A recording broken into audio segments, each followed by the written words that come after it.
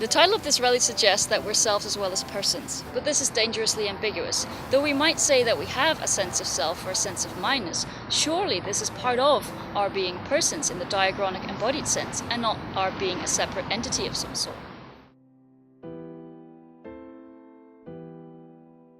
Why do we want this notion of a self? Why do we need it? What do we want from it? Why are we so obsessed with this notion of the self? The self is not something tangible, it's not something you can point at, look, there's the self.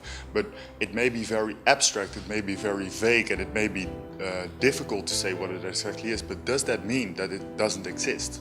Isn't the distinction in language between persons and selves something we should take seriously? What does it say about our notion of the self when we can have a false experience of a self, and for example, in a case of multiple personality? In contemporary economic discourse, there's very much a concept of self at work. I am many things. I am a human animal, I am a female, I am a student, and these are all things that are attributed to various people out there. So none of them actually identify me as myself. These are not things that give me my identity. There is no tangible thing as a self.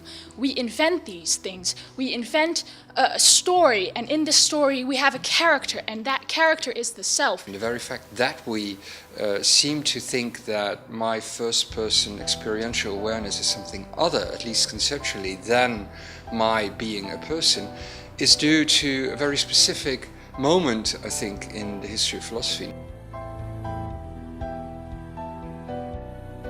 If you feel your notion of self is on the line here, join our discussion. Come to the Philosophers Rally.